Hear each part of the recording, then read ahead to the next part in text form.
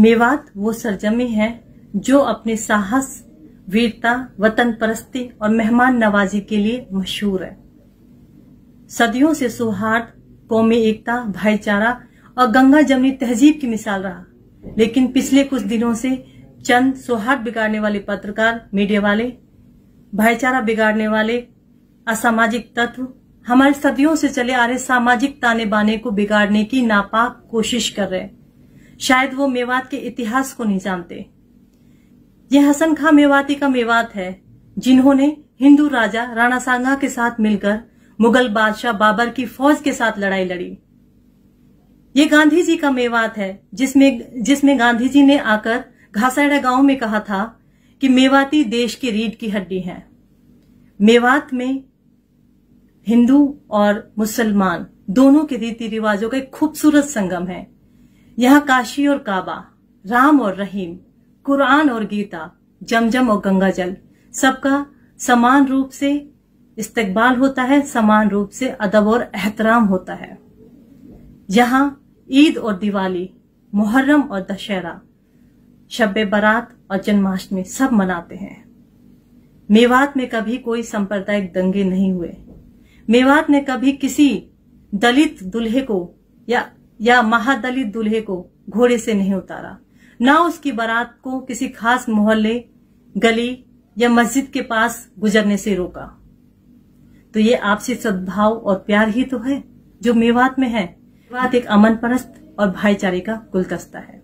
मेवात से पलायन का कुछ लोग दुष्प्रचार कर रहे हैं और इस पलायन को हिंदू मुस्लिम के एंगल से जोड़ रहे हैं।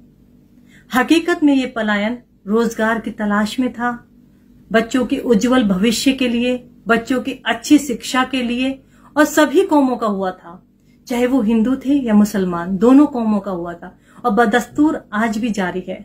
और सिर्फ मेवात में नहीं, हिंदुस्तान के हर कोने में ये पलायन जारी है जो पिछड़ा हुआ है, जहां अच्छी फैसिलिटीज नहीं है, जहां स्कूल कॉलेजेस नहीं है, जहां रोजगार की कमी है, हर जगह इस तरह के पलायन हो रहे हैं।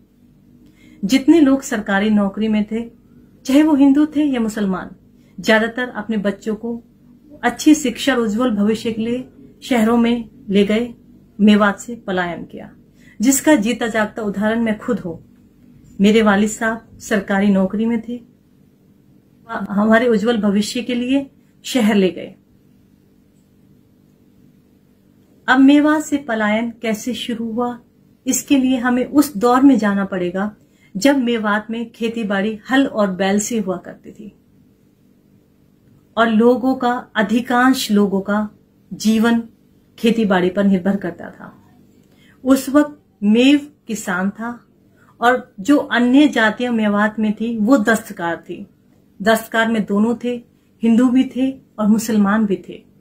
हिंदू दस्तकार थे जैसे दलित, महादलित, बनिए, नाई, बाढ़ी, लोहार, और मुसलमान दस्तकारों में थे जैसे सक्का, नाई, लोहार, बाढ़ी, रंगरेज, जुलाहे।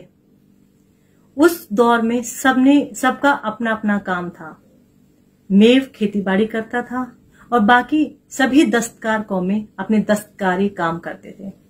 जैसे लोहार रोजमर्रा की लोहे की चीजें बनाता था, खाती रोजमर्रे की लकड़ी की चीजें बनाता था, कुम्हार मिट्टी के बर्तन बनाता था, नाई बाल बनाते थे, तेली तेल और खल बनाते थे, चर्मकार जूते बनाते थे, बनिया दुकानदारी करते थे, जुलाहे कपड़े बनाते थे, रंगरेज कपड़े रंगते थे।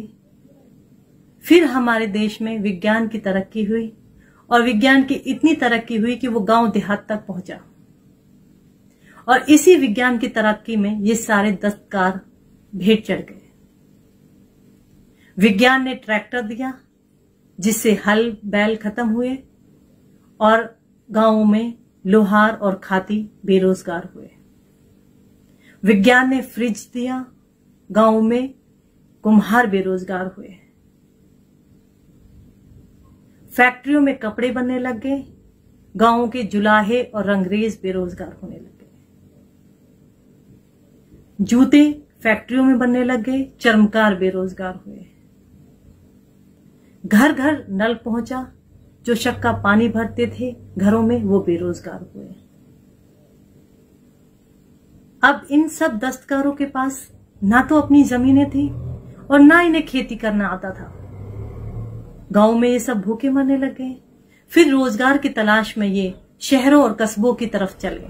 अब आप लोग ही बताइए, ये पलायन रोजगार के लिए था या किसी खास संप्रदाय के दबाव में था? ऐसा नहीं है कि सभी दस्तकार कौमें मेवात छोड़कर चलेगी। आज भी लगभग सभी गांवों में हिंदू और मुस्लिम दोनों दस्तकार कौमें हैं, जैसे कुम्हार और नाई। और मेवात के जो बड़े गांव हैं जिनमें मिनी बाजार लगते हैं, मतलब छोटे छोटे बाजार लगते हैं, उनमें हिंदू दस्तकार कौमों के साथ आज भी सुवर्ण हिंदू रहते हैं, जैसे सुनार, ब्राह्मण। और इनका अपना गांव की राजनीति में खास रोल होता है। मेवात में भाईचारे, सौहार्द और राजनीति की ऐसी मिसालें हैं जो शायद भारत के किसी और कोने में नहीं मिलेंगे।